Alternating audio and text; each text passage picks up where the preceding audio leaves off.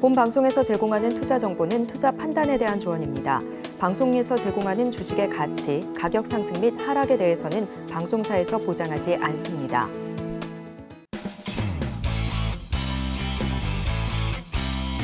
시청자 여러분 안녕하십니까? 깊이 있는 인사이트로 여러분들의 투자를 잘 이끌겠습니다. 저는 강관우입니다. 어제 우리 시장은 방향성이 부재한 가운데 코스피 200 그리고 MSCI 후보군에 시장에 관심이 집중됐습니다. 에코프로머티, 두산로보틱스가 바로 그런 종목들인데요. 자율주행 관련주들도 강세 행렬에 동참했습니다. 어제는 삼성전자의 인사가 있었습니다. 최근 부진을 겪고 있는 삼성전자, 하지만 최신보다는 조직 안정에 방점을 두는 인사를 단행했습니다. 미국 같으면 이렇게 고위급 인사가 있으면 주가가 움직이곤 합니다. 하지만 어제 삼성전자 주가에 영향은 없었습니다. 임팩트 없었습니다. 최근까지 초격차를 얘기했던 삼성전자지만 AI 시대의 가장 핵심주죠. HBM 관련해서 오히려 SK하이닉스보다 후발주자로 내려앉았다. 이런 시장의 평가를 받고 있고 D메모리 쪽에서도 대만의 TSMC보다 2위권을 계속 유지를 하고 있습니다. 핸드폰도 애플 다음이고요. 가전 쪽도 몇몇 제품은 1위가 아닙니다. 자, 인사가 만사라고 했습니다. 자, 왜 과거의 위상 어떻게 되찾을 수 있을까요? 삼성전자에 대한 시장의 기대는 크기만 합니다. 오늘도 저희 증시8과 함께 하시면서 알찬 정보, 인사이트 많이 챙겨가시길 바라겠습니다. 바로 외신 들어가겠습니다. 외신 브리핑 시작합니다. 어제 3대 지수는 모두 다 하락하면서 마감했습니다.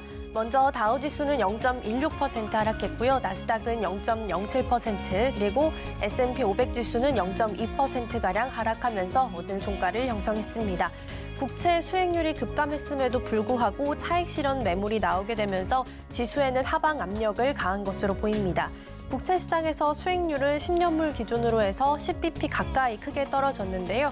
다만 11월 장세 그대로만 보고 놓고 본다면 기록적인 상승장을 좀 보이고 있습니다. 다우지수는 약 9%, S&P 500 지수는 8.6%, 그리고 나스닥 지수는 13% 가까이 상승했습니다. 이번 주 목요일에는 PC 물가지수 발표를 앞두고 있습니다. 연준이 선호하는 지표인 만큼 이 지표 역시 저희와 함께 체크해 보시면 좋을 것 같고요. 계속해서 시장 지표도 함께 살펴보겠습니다. 유가 먼저 보실 텐데요. 유가는 74달러 선에서 오늘 종가 형성했습니다. 2%대의 급락이 있었지만 이를 조금은 만회하는 모습을 보이면서 1%대의 낙폭을 기록하며 74달러 선에서 종가를 형성을 했고요. 오펙 플러스 회의를 앞두고 일단은 관망하는 모습이 조금은 짙은 모습이었습니다. 계속해서 기사들도 함께 살펴보도록 하겠습니다. 첫 번째는 CNBC 기사부터 함께 보실 거고요. These regional banks are at greatest risk of being taken over by rivals, according to KBW라는 기사이고요. 미국의 중소규모 지역 은행 가운데 세 곳이 수익성 압박으로 대형 은행에 인수될 가능성이 크다라는 기사입니다. 투자은행 KBW의 분석 보고서에 따르면 코메리카, 자이언스, 퍼스트 호라이즌 등 지역은행 세 곳이 대형은행의 잠재적 인수 대상이 될 수 있다라고 나와 있습니다. 특히 규모가 중소형인 이 은행의 경우에는 현재 어려운 상황에 놓여 있다라고 표시가 되어 있기도 했는데요. 앞서 미 금융당국은 올해 금리 인상과 또 예금 인출 사태로 중견 은행들이 잇따라 무너진 이후 관련 제도들을 계속해서 개선해 왔습니다. 이전에 글로벌 대형 은행에 적용하던 규제를 자산 규모가 1,000억 달러, 한화로 계산해 봤을 때 약 130조 이상인 은행들까지 적용하도록 확대하기도 했는데요. 이에 따라서 은행업계는 결국 자산 규모가 1,200억 달러 이상, 그리고 500억에서 800억 달러, 그리고 200억에서 500억 달러 이렇게 세 가지 분류로 나뉘면서 각 규모에 맞게 수익성을 최적화할 것으로 예상이 되었습니다. 이런 가운데 자이언스나 코메리카처럼 자산이 800억에서 약 900억 정도인 은행들의 경우에는 자산 규모가 곧 1,000억 달러에 좀 도달할 것으로 보이기 때문에 규제 대상이 될 수 있다라는 가능성이 기업 가치를 누르고 있는 것으로 분석이 됐습니다. 앞서 미국에서 있었던 실리콘밸리 은행, 그리고 퍼스트 리퍼블릭 은행, 시그니처 은행 등이 고금리 속의 채권 투자 손실과 또 고객 예치금 축소, 공포 호감 확산에 따른 뱅크런 사태로 인해서 줄줄이 도산을 한 바 있습니다. 그렇기 때문에 다른 지역 은행들도 위기감에 조금은 휩싸이게 되면서 두려움이 좀 고조되고 있는데요.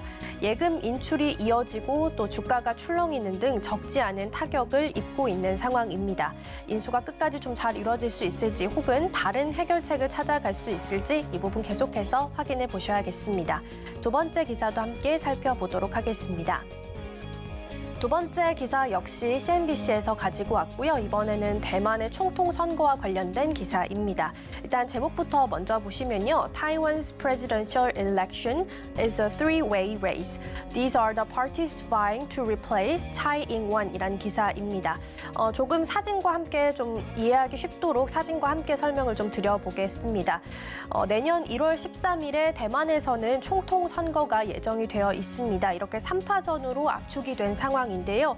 민진당에서는 나이칭더 그리고 국민당에서는 허우유이, 민중당에서는 커원저 이렇게 세 사람으로 나와 있습니다. 사실 처음에 시장에서는 이 국민당과 민중당이 후보 단일화에 나서면서 한 사람의 후보가 나오지 않을까라고 예상을 했었는데요. 지난주 금요일에 단일화하지 않고 각자 후보 등록을 하게 되면서 이렇게 3파전이 펼쳐지게 됐습니다. 그렇다면 당연히 표가 나눠지게 될 것이고 기존의 우위에 있던 민진당이 다시 한번 집권할 수 있는 가능성이 높아졌다라고 볼 수 있겠습니다. 그런데 특징을 보자면 민진당은 이렇습니다. 친미 반중이라고 쓰여 있는데요. 다시 말해서 연속으로 집권할 가능성이 높아지게 된다면 중국과 대만 사이는 지금보다도 훨씬 더 나빠질 수 있다라는 쪽에 우려가 좀 높아지는 모습입니다. 일단은 시장에서는 민진당의 우승을 조금 더 높게 점치는 모습이고요. 여기까지가 주말 사이에 나왔던 기사였습니다. 그런데 어제 대만 중국시보에 따르면 야권 단일화가 무산된 직후에 실시됐던 여론조사 결과가 발표가 됐는데요. 민진당의 후보인 커원저 같은 경우에는 28.3%, 국민당의 후보는 28.2%로 단 0.1%포인트만 앞선 것으로 나타났습니다. 그동안 민진당의 정책에 실망했거나 혹은 중국의 경제적 압박을 우려하고 있는 유권자들이 민진당에서 국민당으로 좀 등을 돌리고 있다라고 볼 수 있을 것 같고요. 실제로 정당 지지율만 놓고 봤을 때는 국민당이 민진당을 앞서고 있는 것으로 확인이 됐습니다. 전문가들은 세 당의 지지율도 비슷한 것도 그리고 민중당이 가장 높은 지지율을 기록한 것도 대만 정치 역사상 전례 없는 일이다라고 설명하기도 했습니다. 이제 선거가 단 7주밖에 남지 않았습니다. 초박빙 구도가 계속해서 이어지게 되면서 대만의 민심이 어디로 향하게 될지 이 귀추가 주목이 되고 있는 상황인데요.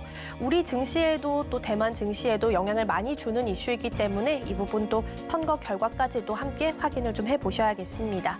계속해서 특징 조절 함께 살펴보도록 하겠습니다. 이번에는 테슬라 함께 먼저 보겠습니다. 0.27% 강보합권 수준에서 마무리를 했습니다. 일론 머스크 CEO가 최근 반유대주의 논란을 일으켰습니다. 반유대주의 음모론에 주장하는 글에 공개적으로 동조를 했다가 논란을 빚은 건데요. 반유대주의 발언으로 인해서 디즈니나 아마존 그리고 마이크로소프트 등 200개 이상의 회사가 광고를 중단하겠다라고 밝히기도 했습니다. 이에 따라서 연말 광고 매출이 최대 980억 달러 대폭 감소할 것으로 현재 전망이 좀 되고 있는데요. 이에 대한 임시 방편으로 머스크는 이스라엘을 방문하면서 네타냐후 총리를 만날 것이다라고 전했고 실제로 어제 만남을 하면서 크파르 아자를 시찰을 했습니다. 이곳은 지난달 하마스의 테러 공격을 받은 이스라엘 공동체 중 한 곳이다라고 볼 수 있을 것 같고요. 또 네타냐후 총리가 온라인 생중계 채팅에서 하마스가 반드시 제거돼야 한다라고 답을 남기자 선택의 여지가 없다. 나도 돕고 싶다라고 답을 남기기도 했습니다. 또 머스크는 이날 이스라엘을 방문하면서 헤르조그 대통령도 만났는데요. 일단은 논란을 좀 잠재우기 위해서 나서는 모양새지만 이번 만남 하나만으로는 이 논란이 사그라들지는 않을 것으로 보이고 있습니다. 계속해서 두 번째 특징도 함께 살펴보겠습니다. 두 번째는 디즈니 함께 보실 거고요. 0.93%, 1%대에 가까운 낙폭을 보이면서 종가를 형성했습니다. 디즈니가 100주년 기념에 개봉했던 영화 소원이 추수감사절 흥행 부진을 겪고 있다라는 소식이 전해졌습니다. 영화 소원은 디즈니 100주년을 기념하면서 개봉했던 뮤지컬 애니메이션인데요. 미국 연예매체 TMZ는 영화 소원이 추수감사절 기간 동안 413억 원의 수익을 올리면서 일단 시장 기대치에는 부응하지 못했다라고 전했습니다. 앞서 디즈니는 추수감사절 기간에 맞춰서 엔칸토, 코코 등을 선보이면서 흥행을 주도해 왔었던 적이 있었는데요. 그동안 디즈니가 추수감사절 시즌에 개봉해서 인기를 얻은 것과 비교를 좀 해본다면 일단 이 영화 소원의 성적 자체만 놓고 보면 디즈니로서는 상당히 실망스러운 일이다라고 볼 수 있겠습니다. 다른 기대작 사이에서 좀 빛을 보지 못하게 되면서 헝거게임, 나폴레옹에 이어서 3위 자리를 차지하게 됐습니다. 다만 매체는 영화 성적은 기대에 미치지 못하지만 관객들은 호평을 좀 하고 있기 때문에 단순히 성적만 놓고 평가할 수는 없다라고 이야기하기도 했는데요. 부진한 성적의 배경에는 배우와 또 방송인들의 노동조합 파업이 좀 컸던 것으로 풀이가 되고 있습니다. 노동조합의 파업으로 이 홍보 기간을 제대로 이용하지 못했다라는 부분이 성적에 악영향을 미쳤다라는 겁니다. 계속해서 좀 부진한 성과를 최근 들어서 내고 있는 디즈니인데요. 이번 위기를 어떻게 극복해 나갈 수 있을지, 그리고 영화 위시는 반응이 좀 달라질 수 있을지 이 부분 계속해서 확인해 보셔야겠습니다. 지금까지 외신 브리핑이었습니다.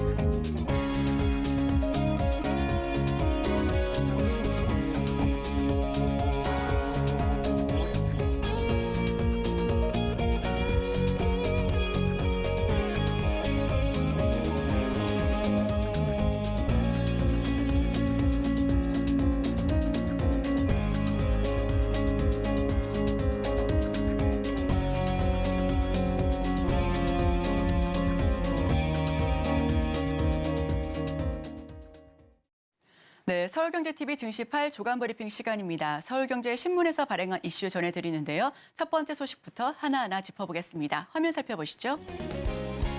개인 투자자 다시 2차 전지에 베팅, 비투 5천억 이상 폭증. 네, 첫 번째 소식으로 준비했습니다. 신용거래 융자 잔액 17조 넘게 증가했고요. 코스닥에서만 보름 만에 3,900억 원이 넘게 상승했습니다. 글로벌 금리 인상 종료 인식이 확산되면서 개인 투자자는 산타랠리 기대에 투자를 확대하고 있고요. 반도체와 엔터주의 집중적인 매수세를 보여주고 있습니다. 네, 많은 분들께서 비투 하지만 비투의 정확한 뜻을 모르시는 분들도 계실 것 같아서 정리를 해봤습니다. 신용거래 융자, 즉 증권사에서 돈을 빌려서 주식을 사는 건데 강한 주가 상승이 예상될 때 개인이 신용거래 융자를 이용해 단기 투자에 나섭니다.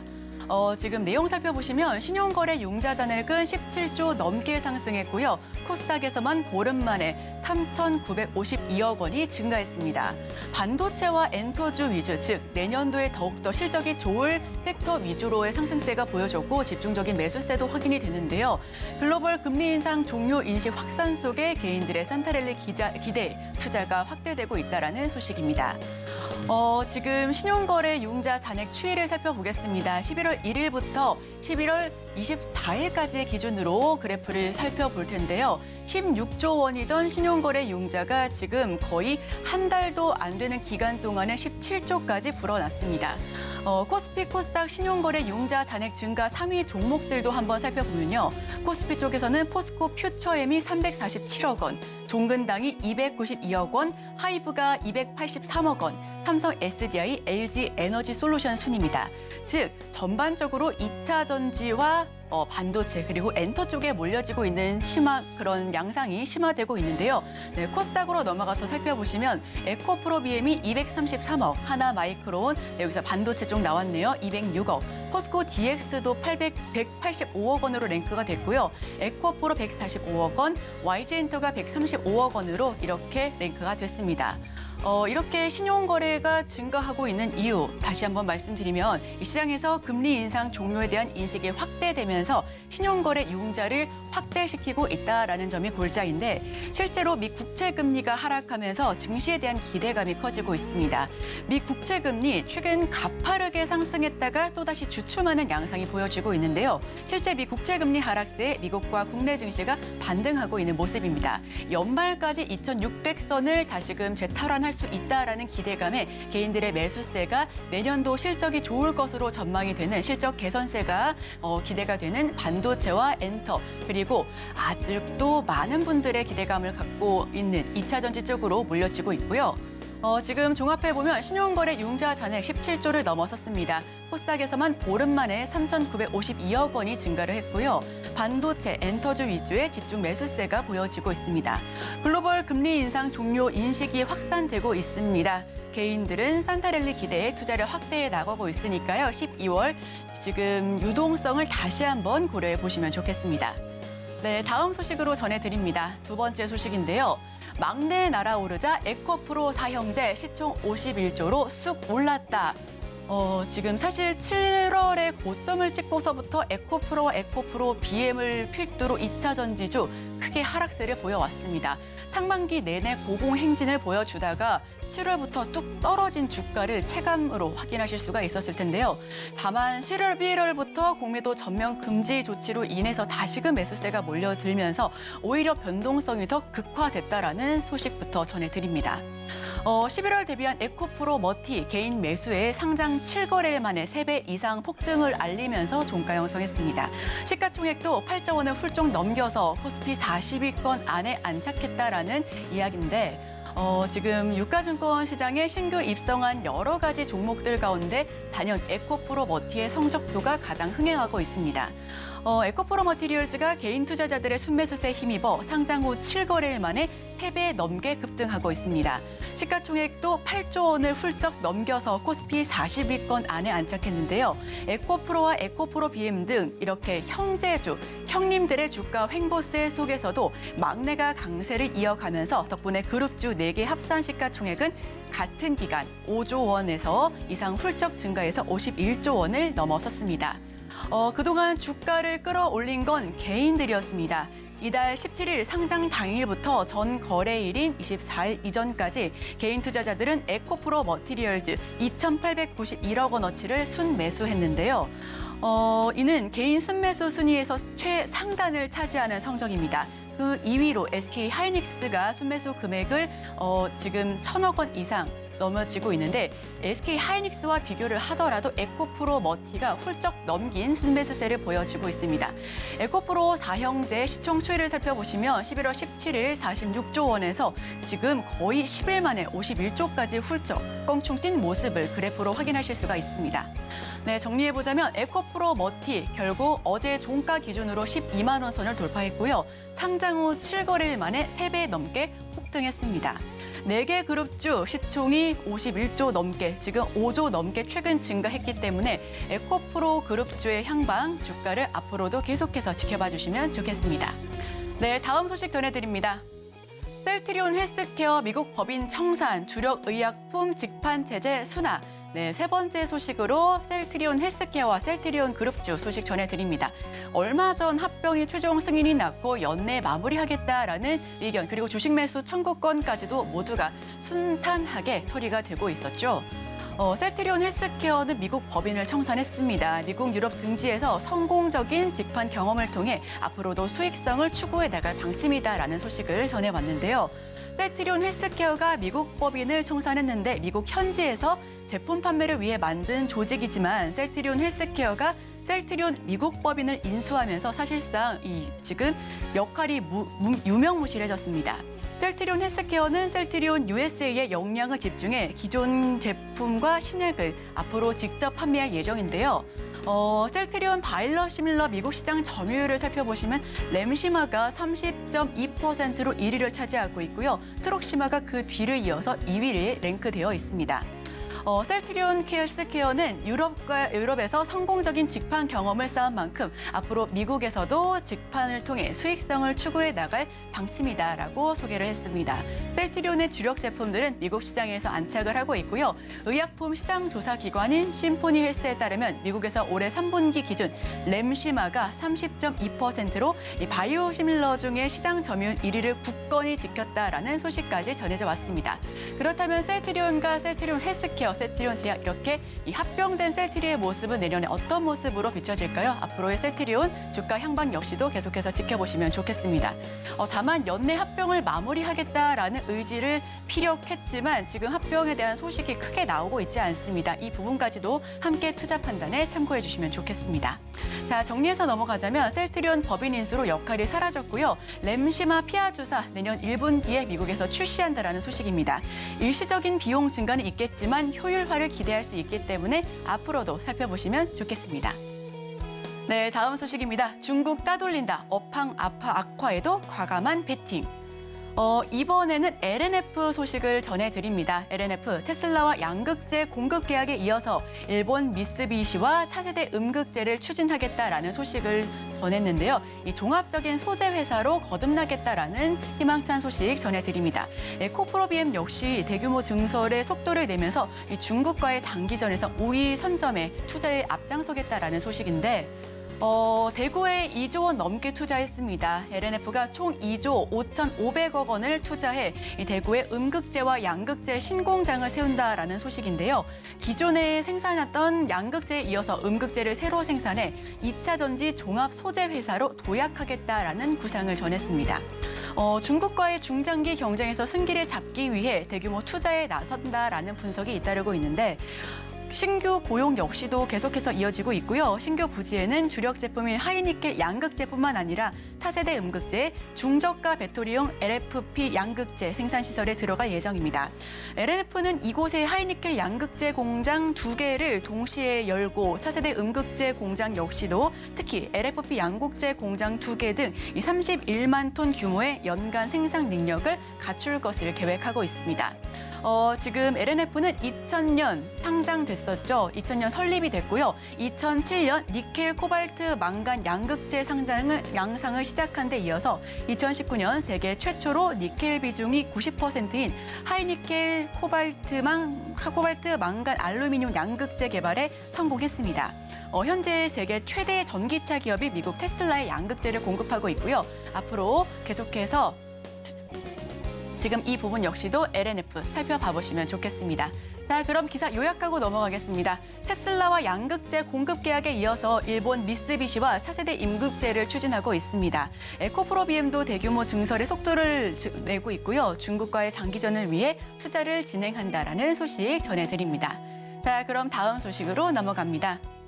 삼성전자, 아까 강관우 앵커께서도 오프닝 멘트에서 이야기를 해주셨는데 첫 70년대생 사장이 탄생했습니다. 이 40대 부사장도 더 많아질 것이다 라는 의견이 모아지고 있고요. 내년도 사장단 인사를 어제 단행했는데 엄청난 혁신보다는 안정 속의 조용한 혁신을 키워드로 내밀었습니다. 이 대내외 경영 환경의 불확실성이 고조되는 상황 속에서 인사 교체를 최소화해 위기를 넘기겠다라는 의견을 피력했는데요. 한종희, 경계현 등 투톱 유지했고요. 글로벌 혼란 속에 조용한 혁신을 이룬다라는 소식입니다. 실적이 최악이었던 반도체 부분 역시도 교체 없이 한 번 더 기회를 준다라는 소식을 함께 전해오고 50대 사장 발탁 등 쇄신 의지와 함께 임원 인사에서도 세대 교체가 전망될 것으로 보입니다. 미래 먹거리 발굴 역시도 조직 개편을 통해서 앞으로 조금씩 더 나아갈 것으로 보여지고 있고요. 인사폭은 최소화했지만 젊은 리더들을 과감하게 발탁해서 쇄신을 극대화하겠다라는 소식입니다. 이번에 사장으로 승진한 용서구 DX 부문 영상 디스플레이 디스플레이 사업 부장은 첫 70년대 사장으로 세계 교체, 세대 교체의 신호탄이다라는 평가가 나오고 있습니다. 오너 일가인 이보진 호텔신라 사장을 제외한다면 삼성 주요 계열사 사장단 중 첫 70년대생인데 이 부분 앞으로 삼성전자의 주가가 어떻게 또 방향성을 설정할지 함께 지켜봐 보시면 좋겠습니다. 외국의 경우에는 인사가 단행될 때 주가 향방이 조금 더 크게 변동성이 좌지우지되는데 오늘 장에서 삼성전자는 어떤 모습을 보일지 저희 증시8, 증시9와 끝까지 함께해 주시길 바랍니다. 자, 정리하고 넘어갑니다. 글로벌 혼란 속에 조용한 혁신을 이루고 있습니다. 실적이 최악이었던 반도체 부문은 경질 없이 50대 사장 발탁 등 쇄신 의지를 보여주고 있고요. 임원 인사도 세대 교체를 할 전망이다라는 소식을 전해왔습니다. 자, 그렇다면 저희는 오늘의 일면을 통해서 전문가와 함께 자세한 소식을 조금 더 뒷받쳐서 들어보도록 하겠습니다. 저희와 끝까지 함께 하시죠.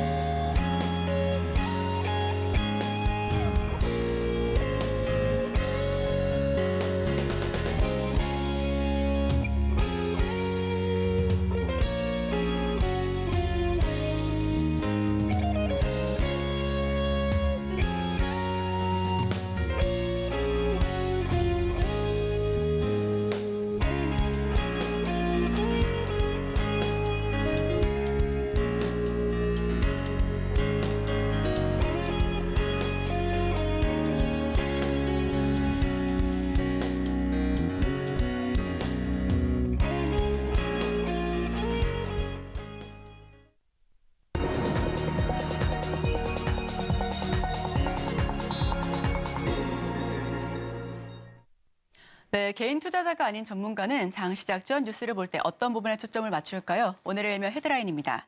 스마트폰이 더 똑똑해진다. 생성형 AI, 온 디바이스 AI. 헤드라인 풀어주실 분이죠. 헤르메스사 김시은 팀장 함께합니다. 어서 오세요. 네, 안녕하세요. 네, 제가 오늘의 일면을 통해서 이 내용을 좀 다루고 싶었는데 너무 어렵더라고요. 헤드라인 풀어주시죠. 사실 온 디바이스 AI라는 개념이 좀 갑자기 나온 건 아니고 11월 달부터 좀 움직였다라고 보시면 좋을 것 같은데 다만 HBM 관련 종목군들이 좀 쉬어가는 흐름 속에서 온 디바이스 AI 관련 종목군들이 최근엔 뛰어가는 흐름들을 보여주고 있습니다. 특히 어제 같은 경우는 증시에서 재료가 많이 없는 과정에서 뭐 신규 상장주라든지 이런 쪽에서의 흐름들 거기다가 더해서 온 디바이스 AI 쪽에서의 강세 흐름들이 나와줬다라고 보시면 좋을 것 같은데 그만큼 지금 시장에서는 조금 더 실체가 있는 쪽에 대해서 관심을 가져가는 것이 아닌가라고 보여지고 있습니다. 특히 AI라고 하면 실제로 우리가 사용을 하는 게 챗GPT라든지 이런 쪽에서만 조금 더 국한되었었는데 이제부터는 우리가 실생활에 AI를 조금 더 접할 수 있는 그런 쪽이 더 되지 않을까라고 보여지고 있는 이유가 AI 시장이 지금 기존에는 클라우드 서버 쪽에서 이제는 온디바이스 쪽으로 옮겨간다. 이렇게 생각을 해보시면 좋을 것 같아요. 온디바이스 AI가 무엇이냐라고 보면 굉장히 다양한 디바이스에서 AI를 사용을 할 수가 있는데 가장 중요한 포인트는 인터넷 연결을 안 해도 된다는 점입니다. 클라우드라는 게 아무래도 인터넷 연결을 통해서 할 수가 있는 부분인데 이제는 각 기기에 탑재가 되어 있는 뭐 앱이라든지 이런 거를 통해서 자체 AI를 활용해서 AI 쪽에서 좀 더 접목을 해본다라고 보시면 좋을 것 같고요. 그거에 따라서 대표적으로 우리가 사용을 할 수 있는 AI가 좀 휴대폰이라고 볼 수가 있을 것 같은데 내년 갤럭시 S24에 생성형 AI가 좀 탑재가 된다. 가우스가 탑재가 됨으로써 앞으로는 서버라든지 뭐 핸드폰이라든지 관련했을 때는 내년부터 조금 더 직접적으로 AI와 좀 더 밀접하게 변화가 있을 것이다라는 이야기가 있습니다. 그런 면에서 보면은 앞으로 기존에는 PC라든지 스마트폰 같은 경우에는 휴대폰 전화 잘하고 인터넷 연결 잘하고 검색 잘 되는 그런 수준이었다면 이제부터는 AI가 조금 더 탑재가 돼서 관련했을 때 앞으로 좀 더 교체 수요도 더 많아지지 않을까라고 보여지고 있고요. 그만큼 좀 기대가 되는 부분이 주요 빅테크 쪽에서 준비를 진행하고 있다는 점입니다. 관련했을 때 뭐 삼성전자, 애플 비롯한 스마트폰 업체들 같은 경우도 보면은 온디바이스 AI를 지원을 많이 하고 있고 관련했을 때 돈을 굉장히 많이 투입을 하고 있다라고 보시면 좋을 것 같은데 가장 대표적으로 먼저 앞서 이야기를 했던 삼성전자 내년에 S24에 생성형 AI를 탑재를 한다라는 내용이 나오자마자 제 주변에서는 지금 휴대폰을 바꾸려고 했는데 굳이 지금 바꿀 이유가 있을까? 그냥 내년에 나오는 거 보고 실제로 바꾸겠다 이런 내용이 굉장히 많거든요. 대표적으로 우리가 AI를 활용해서 할 수 있는 예시가 예를 들어서 내가 전화 통화를 하는데 외국인과 전화 통화를 합니다.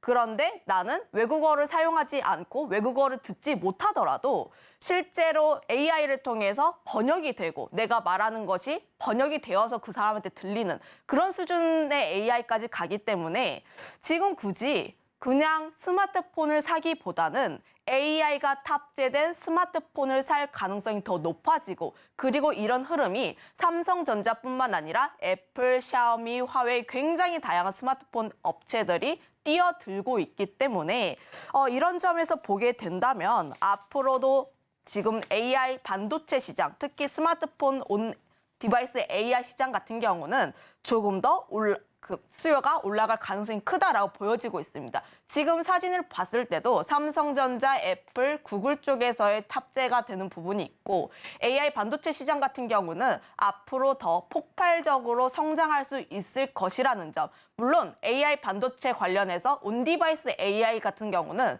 숫자가 아직까지 찍히진 않습니다. 아직까지 제품을 내지 않았기 때문에 앞으로 더 성장할 수 있을지 같은 경우는 추정치에 불과하지만 그럼에도 불구하고 우리가 기대를 하는 영역은 그냥 기존 제품에서 앞으로 우리가 미래에 그리는 그런 새로운 제품에 대한 수요가 더 많아질 것이라는 점이죠.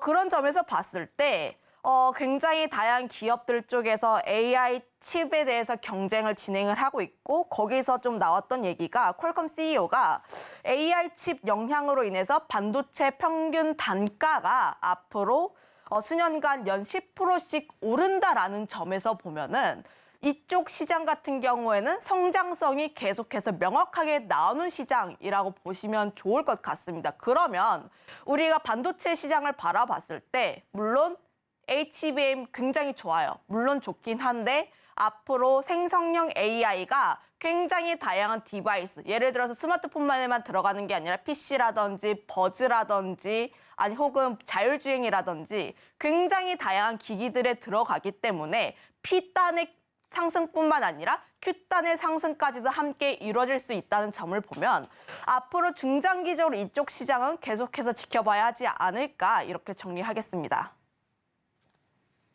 네, 아직까지는 AI와 반도체 하면 바로 튀어나와서 생각이 되는 게 HBM이거든요. 그렇다면 여기서 투자 포인트는 어떤 게 투자 포인트가 될까요?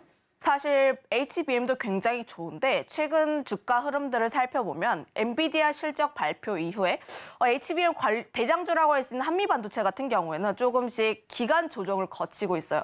지금 뭐 매수세가 강하게 들어오지도 않고 그렇다고 매도세가 강하게 나오지도 않은 구간이긴 하지만 한미반도체가 추가적으로 성장을 하기 위해서 무엇인가 추가적으로 움직일 모멘텀이 더 필요하다. 그렇다면 HBM 관련 종목군들 같은 경우는 지난 상반기부터 랠리를 강하게 올라왔다 보니까 지금은 쉬어가는 타이밍이다. 그러면 다른 반도체 관련 종목군들 같은 경우에는 키 맞추기를 할 가능성이 굉장히 높아지는데 그 모멘텀을 받고 있는 게 온디바이스 A라는 점이라고 보면 될 것 같고요. 관련했을 때 최근 주가 강세 굉장히 잘 움직이고 있고 온디바이스 A 같은 경우도 앞으로 수혜를 받는 섹터가 굉장히 많습니다. 우리가 여기서 조금 더 공부를 해볼 수 있는 게 온디바이스 AI 쪽에서 세부 섹터로 LPDDR과 MPU 쪽에 조금 더 집중을 하고 있는데 LPDDR 같은 경우에는 아무래도 스마트폰 AI 쪽에서 구현을 하고 있는 핵심 칩 중 하나라고 보시면 좋을 것 같고 아무래도 속도는 굉장히 높아야 하는데 모바일 쪽에 들어가야 하다 보니까 전력이 굉장히 낮아야 하는 쪽에서 강점을 갖고 있는 칩이라고 보시면 좋을 것 같습니다. 그 점에서 LPDDR 같은 경우에서 수혜를 받을 것으로 전망을 하고 있는데 관련했을 때 제조를 하고 있는 기업 같은 경우에 많지가 않다라는 점을 보면 그 점에서 관련주 대장이라고 할 수 있는 제주반도체 조금 눈여겨보시면 좋을 것 같고 그 다음에 LPDDR보다는 NPU 쪽에 조금 더 많은 관심이 이어지고 있습니다. 아무래도 딥러닝 알고리즘 쪽에서의 좀 최적화가 되고 있다라고 보시면 좋을 것 같은데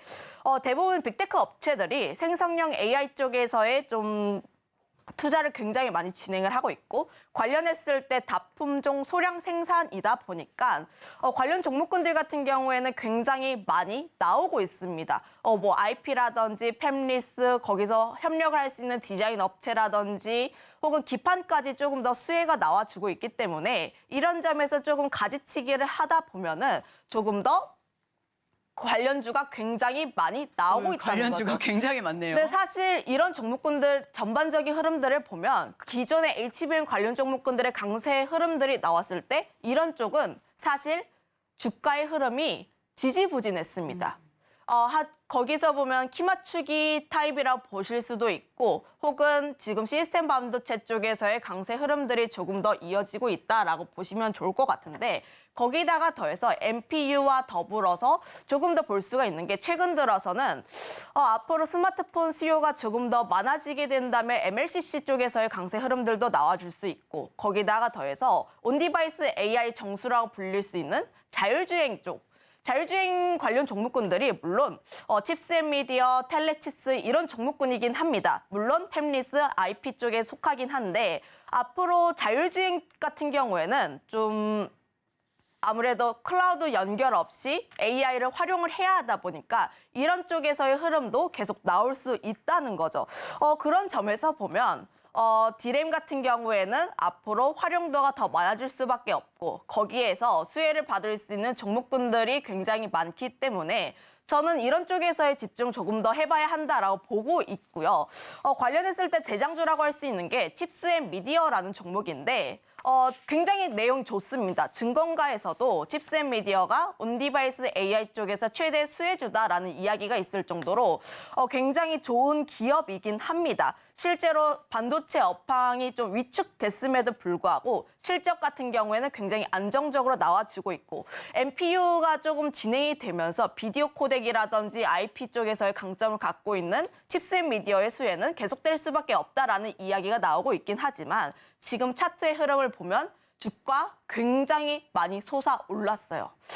사실 단기간에 주가가 굉장히 큰 폭으로 껑충 올랐기 때문에 이격을 조금 좁히기 위해서 좀 분할적으로 매도가 나올 수 있다는 점도 한번 체크를 해보시면 좋을 것 같고 무상증자 신주 상장 예정일이 다음 달 1일입니다. 금요일이라고 보시면 좋을 것 같은데 금액이라든지 규모 자체가 굉장히 크다 보니까 그날 같은 경우에는 차익이 좀 강하게 나올 수 있다는 점. 물론 최근에 잡으신 분들 같은 경우에는 매물을 안 내놓을 가능성도 있긴 한데 하지만 그 이전 라인 때 잡았던 라인, 그러니까 일주일 전쯤에 잡았더라도 거의 2배에 가까운 수익률이다 보니까 그런 점에서 봤을 때 칩스앤미디어 같은 경우에 조금 주의를 할 필요가 있다. 추가적인 성장 가능성은 있지만 보유를 하신 분들 같은 경우에 조금씩 정리를 하시는 조금 수익을 가져가시는 전략을 취하는 게 낫지 않을까라고 보여지고 있고 저는 IP 쪽에 조금 더 집중을 하고 있는데 좀 주목을 하고 있는 기업이 퀄리타스 반도체라는 기업입니다. 제가 주목하고 있는 포인트는 크게 3가지라고 보시면 좋을 것 같은데 첫 번째는 IP 쪽에서요. 이 기업이 그렇게까지 강하게 움직이지 않았다는 점. 이라고 보시면 좋을 것 같고 두 번째로는 신규 상장주입니다.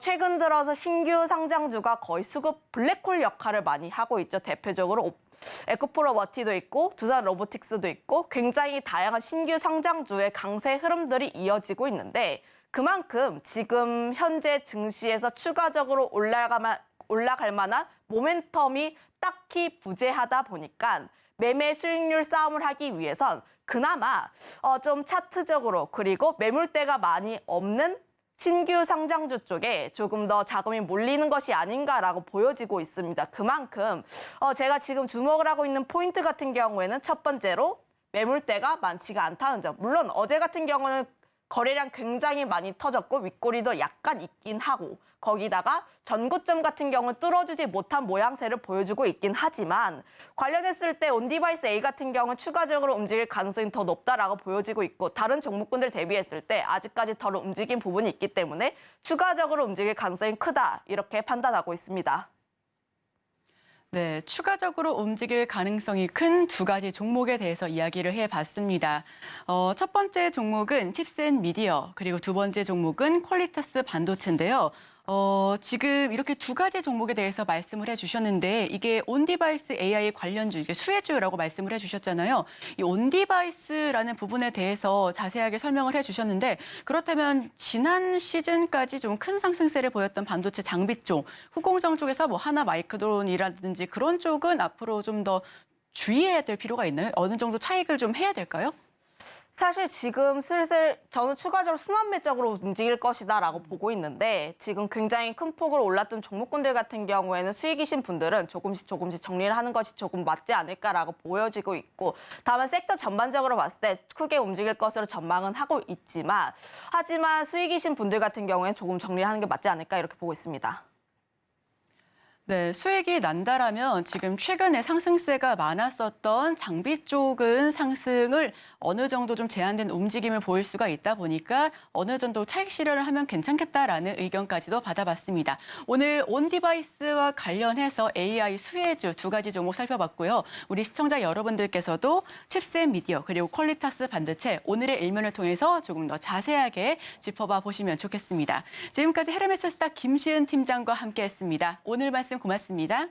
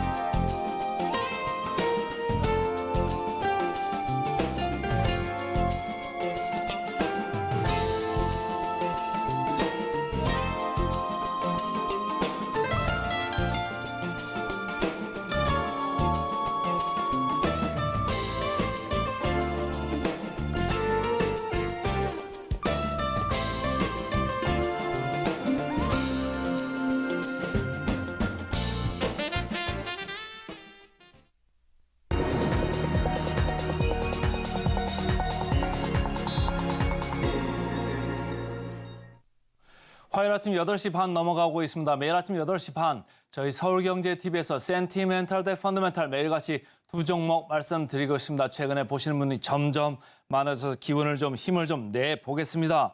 오늘도 센티멘탈로는 텔레칩스 최근에 이야기들이 많이 나오고 있죠. 펀더멘탈로 대우건설 이렇게 두 종목 되겠습니다. 센티멘탈 들어갑니다. 자, 최근에 차트를 보시면 앞서서도 뭐 많이 얘기를 했습니다만은 칩셋 미디어 여러분들의 관심권에 아주 들어 있습니다. 여기 칩셋 미디어가 여러 가지 얘기들이 많고 최근에 또 무상증자 얘기까지 나오면서 주가가 이렇게 빨간 줄로 표시되어 있습니다. 상당히 크게 뛰어 올랐다 이렇게 보시면 되고요. 텔레칩스 밑에 이제 후행을 하고 있습니다만은 텔레칩스도 칩셋 미디어 지분을 약간은 가지고 있습니다. 최근에 텔레칩스에는 뭐 LX 세미콘이 이제 한 10% 지분을 가지면서 2대 주주로 등극을 했죠. 텔레칩스 차량용 반도체 이게 팹립스 업체입니다. 팹립스라는 거는 이제 반도체 설계하는 이런 업체인데요.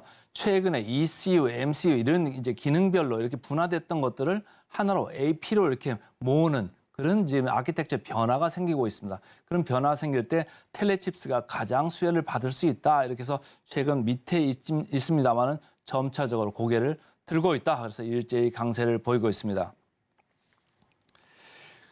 삼성증권에서 나온 리포트를 제가 많이 봤는데요. 믿고 보는 차량용 반도체 이렇게 얘기를 하고 있습니다. 차량 인포테인먼트라고 하면은 합성어죠. 인포메이션, 정보잖아요. 엔터테인먼트. 오락입니다. 그러니까 정보하고 이런 오락적인 거를 같이 할 수 있는 AP, 애플리케이션 프로세서입니다. 이 AP를 주력하는 팹리스 공장이 없는 거예요. 그러니까 설계만 하는 이제 차량용 반도체 업체가 되겠습니다. 3분기 실적을 보시면 매출이 35%나 늘었어요. 그러니까 상당히 수요가 좋다라는 얘기예요. Q 쪽에서도 좋고 P 쪽에서도 좋을 수 있다 이런 얘기예요. Q 쪽에서 좋은 거는 AP 수요가 지금 급증을 하고 있습니다. 아까 지나가면서 말씀을 드렸습니다만 ECU, MCU 이런 것도 현존하고 있습니다만 여기에서 이제 AP 쪽으로 넘어가는 이렇게 AP 쪽으로 넘어가면은 제어하기도 좋고 진단하기 좋고 수리하기도 좋습니다. 그리고 차량도 경량화가 될 수 있습니다. ECU나 MCU를 좀 덜 쓰고 AP만 쓰니까 차량이 좀 가벼워질 수 있잖아요. 그러니까 AP 쪽으로 넘어간 수요가 상당히 강하다. 그리고 이쪽이 성능이 좋다 보니까 가격이 올라가죠, 당연히. 그러니까 이 텔레집스는 수혜를 받을 수 있다. 이렇게 생각을 하시면 좋겠습니다. 삼성증권은 25년에 수익성이 확 이렇게 올라갈 거라고 보는 거예요. 그리고 특히 MCU 얘기를 하고 있습니다만은 MCU가 완전히 없어지는 건 아니죠. 근데 MCU를 설계를 국산화해가지고 23년도부터 양산을 하기 시작했습니다. 뭐 IT 제품이 한꺼번에 싹 없어지는 그런 일은 없잖아요. 그러니까 MCU, ECU 계속 현존하는 가운데 AP를 채택하는 전기차, 전동 이쪽 관련되는 것들이 점점 많아질 거다 이렇게 보는 겁니다. 그렇기 때문에 두 번째 줄입니다. 캐파가 지금 글로벌 반도체 캐파가 지금 부족하니까 텔레칩스까지 이게 주문이 계속 오는 거예요. 낙수 효과라고 하죠. 낙수 효과가 텔레칩스까지 들어오고 있다 이렇게 보시면 되고 해외 고객사들이 계속 이렇게 들어오면서 수익성이 25년도부터 점프를 할 수 있다 이런 거를 지금 삼성증권에서는 보고 있습니다. 자, 최근에 차트가 이렇게 아름답게 이렇게 올라오고 있죠. 전고점 근처인데 어제 우리 하청환 본부장 오셔서는 전고점 근처 오면은 일단 좀 줄여라 이런 말씀도 주셨습니다만 어쨌든 외국인하고 기관이 같이 쌍끌이 매수를 지속을 하면서 계속 올라가고 있으나 푸시해서 올라가는 거죠. 어디까지 올라갈지는 모르겠습니다만은 뭐 밸류에이션을 이제 봐야 됩니다. 밸류에이션을 봐야 되는데 자, 전체적으로 보시면 상단에 이미 와 있죠. 그러니까 리레이팅이 많이 돼 있다는 얘기예요. 역사적 밸류 밴드 기준으로는 상당 부분까지 와 있다. 그러니까 리레이팅이 돼 있다. 그런데 앞으로 어떻게 될 거냐. 칩셋 미디어가 이제 좀 얘기를 해줄 거고 지금 테마로 붙은 게 여기서 끝날지 더 갈지 최근 분위기를 좀 봐야 되는데 포워드 PR 하나 보시죠. 16.9배입니다. 그러니까 이거 절대 16.9배가 싼 건 아니죠. 중간 정도에 와 있는 거죠. 그렇다고 해서 칩셋 미디어 50점 지금 4배가 있습니다. 여기보다는 상당히 낮죠. 그러니까 피어 그룹, 동종 업체의 그 밸류에이션이 어딨나 이걸 좀 보는 것도 중요한데 오픈 엣지 테크놀로지는 뭐 100배가 넘어가 있습니다. 그러니까 16.9배가 절대적인 PER로 봐서는 뭐 낮지는 않습니다만은 칩셋 미디어 같은 거를 같이 견주어 봤을 때는 여전히 낮은 수준이다. 이렇게 읽으시면 되겠습니다. 목표 주가 괴리를 보겠습니다. 칩셋 미디어는 25%나 남았는데 텔레칩스는 1.6%라고 하네요. 그래서 오늘은 최근에 분위기 좋아지고 있는 자율주행 AP 관련 회사입니다. 텔레칩스 센티멘탈 주식으로 먼저 말씀을 드렸습니다. 펀더멘탈로 넘어가 보겠습니다. 펀더멘탈 오늘은 건설주입니다. 지난번에 건설주 제가 두 개 말씀을 드렸었죠. HDC 현대산업개발, GS건설 연 잇따라서 말씀을 드렸었는데 차트 보시죠. 빨간 줄로 이렇게 돼 있습니다. 계속 올라갑니다. 계속. GS건설도 그렇고요. 아주 강세 분위기가 연연합니다. 근데 대우건설도 여기 이게 빨간 점으로 돼 있습니다만 최근에 고개를 계속해서 들고 있다. 이렇게 외면하기가 힘들 것 같습니다. 뭐 그 여러 온 디바이스나 관련되는 것도 올라가고 자율주행도 올라가고 올라가는 쪽도 테크 쪽도 올라가고 있습니다만은 이쪽 절대 저평가 영역에 있는 건설주들도 외면하기는 좀 힘들 것 같다. 이런 개인적인 생각입니다. 서울경제신문에 났더라고요. 한남 2구역 아주 큰 데죠. 그리고 그 한강을 바라보고 있는 이 아주 큰 덩어리라 상당히 사람들이 관심이 많은데 그동안 본계약이 좀 지연돼 왔었습니다. 근데 13개월 만에 본계약을 체결할 것으로 이렇게 전망을 하고 있습니다. 전체 사업비가 1조 원인데 1조 원을 받게 되면 그 대우건설이 공사비만 해도 7,900억 정도 이렇게 하게 됩니다. 상당히 큰 규모잖아요. 그래서 기존은 원하는 한 14층이었는데 21층까지 올라간답니다. 그러니까 한강이 더 잘 보이겠죠. 그러니까 수요가 그 인기가 더 좋을 수 있다. 이런 생각을 해 주시면 좋을 것 같습니다. 자, 미래에셋증권에서 나왔는데요. 토목 플랜트를 믿고 간다. 이게 무슨 얘기냐면 우리가 보통 대우건설을 그러면 주택 많이 진다, 아파트 많이 진다 이런 생각을 많이 했잖아요. 그런데 마진이 토목 플랜트보다 현찮습니다. 그러니까 토목 플랜트가 거의 마진이 한 15% 정도 나오는 반면에 주택 쪽은 뭐 8, 9%밖에 안 나와요. 그러니까 토목 플랜트 이쪽으로 가는데 국내보다는 해외 쪽입니다. 해외 쪽으로 가서 이라크, 나이지리아, 베트남 이런 데는 이제 공개 경쟁 입찰이 아니고 수의 계약 위주로 이렇게 거점 국가들을 만들어 놓고 그 옆에 이제 나라들 이제 공략을 하는 거고, 체코 원전 수주 이런 것도 이제 앞으로 호재로 들어올 수 있다 이런 얘기고, 투르크메니스탄에서도 성과가 기대된다. 그러니까 토목 플랜트 비주택 부문을 보면서 견조한 수익성도 바라보겠다 이렇게 얘기하고 있습니다. 그다음 차트 보시면 최근에 꾸준히 이렇게 올라가죠. 누가 사나 봤더니 외국인 기관 같이 사고 있습니다. 확신이 있는 거죠. 자, 공매 잔고율도 서서히 이렇게 내려오고 있습니다. 0.6%, 아직 시장 평균 0.3%보다는 위입니다. 그러니까 서서히 더 내려갈 수 있다. 거꾸로 주가가 올라갈 수 있다. 이런 얘기고요. 역사적 밸류 밴드로 봤을 때 하단에 이렇게 위치하고 있습니다. 상당히 부담이 없는 가격대입니다. 포워드 PER 보겠습니다. 3.6배, 다른 건설주보다도 상당히 낮죠. 그러니까 절대 저평가 회사가 맞습니다. 마지막으로 목표 주가 대비 보겠습니다. 대우건설 30% 정도 남아있네요. 그래서 오늘은 센티멘털로 텔레칩스, 펀더멘털로 대우건설 두 종목 말씀드렸습니다. 오늘의 핵심 요약 제출입니다. 뉴욕 증시 4주 만에 일제히 하락 마감했습니다. 오늘의 일면, 스마트폰이 더 똑똑해진다. 생성형 AI, 온디바이스 AI. 추해주로 퀄리타스 반도체, 칩셋, 미디어 알아봤고요. 마지막으로 센티멘탈 대 펀더멘탈. 센티멘탈은 자율주행차의 질주, 텔레칩스, 그리고 펀더멘탈은 건설주. 외면하기 어렵죠. 대우건설 살펴봤습니다. 저희는 바로 이어서 증시 구로 돌아오겠습니다. 개장 방송도 서울경제TV와 함께 하시죠.